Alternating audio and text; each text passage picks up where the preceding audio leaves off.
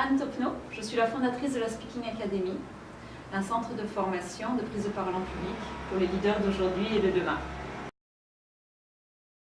J'ai fait plusieurs études différentes. J'ai commencé par des études de droit en France, mais ce n'était pas forcément pour moi.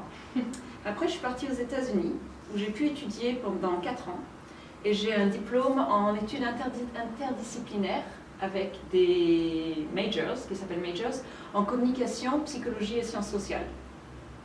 Après, je suis revenue en France avec ce diplôme, qui n'était pas forcément reconnu d'ailleurs, et j'ai commencé à développer mes compétences de formatrice en travaillant en tant que formatrice d'anglais. Donc je suis coach, formatrice et facilitatrice, c'est-à-dire que j'accompagne mes clients, que ce soit des étudiants qui doivent passer des examens d'entrée dans les écoles, ou des entrepreneurs qui doivent vendre des produits, pitcher devant des investisseurs, ou des managers qui ont besoin d'apprendre à parler avec impact. Je les accompagne pour développer leurs compétences, développer leurs forces, développer leurs atouts, apprendre à communiquer en public en toute situation, pour que quand leur moment de leadership arrive, ils soient prêts. J'ai ma propre entreprise, ça veut dire que beaucoup de projets en découlent, bien entendu. Donc je fais du coaching, je fais des formations, je fais des masterclass, je propose aussi des accompagnements à distance. Je me déplace aussi, là le mois dernier j'étais à Tunis, à l'Université internationale de Tunis, pour former des étudiants en master qui ont besoin d'apprendre à communiquer comme leaders, les leaders qu'ils seront bientôt. En tant qu'entrepreneur, on a rarement des journées types.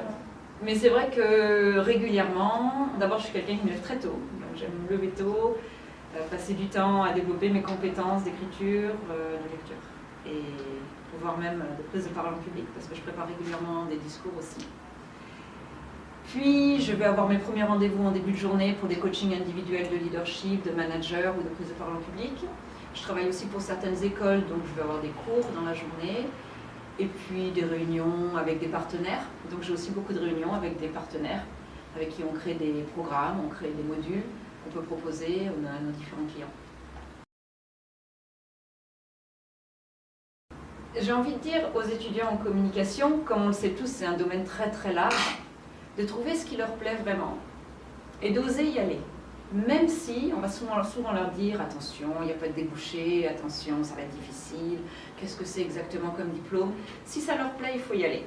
Après, il faut parfois pas se limiter à une seule voie, mais rester ouvert aux autres opportunités, tester d'autres choses, développer peut-être 2 ou 3 compétences, pas une seule. Connaître celle qui est la prioritaire, mais pouvoir développer aussi d'autres choses, parce qu'à notre époque, et à votre époque surtout, les choses changent.